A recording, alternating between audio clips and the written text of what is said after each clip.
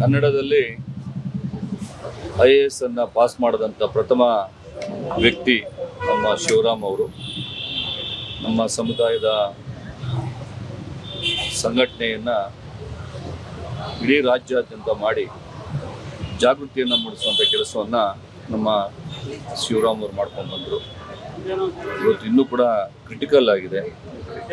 ಆದ್ದರಿಂದ ದೇವರು ನಿಜವಾಗ್ಲೂ ಕೂಡ ಅವರ ಆರೋಗ್ಯವನ್ನು ಸುಧಾರಿಸುವಂಥ ಒಂದು ಶಕ್ತಿಯನ್ನು ಕೊಡಬೇಕು ಅನ್ನುವಂಥದ್ದು ನನ್ನ ನಿಜವಾಗ್ಲೂ ಕೂಡ ವೈಯಕ್ತಿಕವಾದಂಥ ಆಸೆ.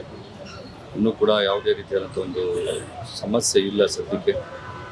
ಮುಂದಿನ ದಿನಗಳಲ್ಲಿ ಇವತ್ತಿಂದ ಇನ್ನೂ ಹೆಚ್ಚಿನ ರೀತಿಯಲ್ಲಿ ಆರೋಗ್ಯ ಸುಧಾರಣೆ ಆಗಲಿ ಅಂತೇಳಿ ಆ ದೇವರಲ್ಲಿ ಪ್ರಾರ್ಥನೆ ಮಾಡ್ಕೊಳ್ತೇನೆ. ಏನು ಮಾಡ್ತಿದ್ದಾರೆ ಸರ್, ನೀವು ಮಾತಾಡಿಸುವಂಥ ಪ್ರಯತ್ನ ಮಾಡಿದಾಗ ರೆಸ್ಪಾನ್ಸ್ ಮಾಡ್ತಿದ್ದಾರೆ? ಇಲ್ಲ, ಸ್ವಲ್ಪ ಕ್ರಿಟಿಕಲ್ ಆಗಿದೆ.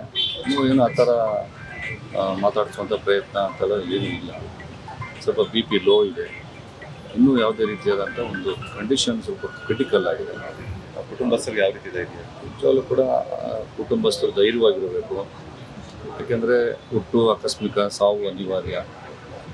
ಆ ರೀತಿಯಾಗಿ ಇವತ್ತು ಏನು ಈ ಒಂದು ಪರಿಸ್ಥಿತಿಯಲ್ಲಿ ಅವರಿದ್ದಾರೆ, ಆರೋಗ್ಯದ ಪರಿಸ್ಥಿತಿನಲ್ಲಿ ಅವ್ರಿಗೆ ದೇವರು ನಿಜವಾಗ್ಲೂ ಕೂಡ ಒಳ್ಳೆಯ ಆರೋಗ್ಯವನ್ನು ಕೊಡಲಿ ಅಂತೇಳಿ ಆ ದೇವರಲ್ಲಿ ನಾನು ಪ್ರಾರ್ಥನೆ ಮಾಡ್ತೀನಿ.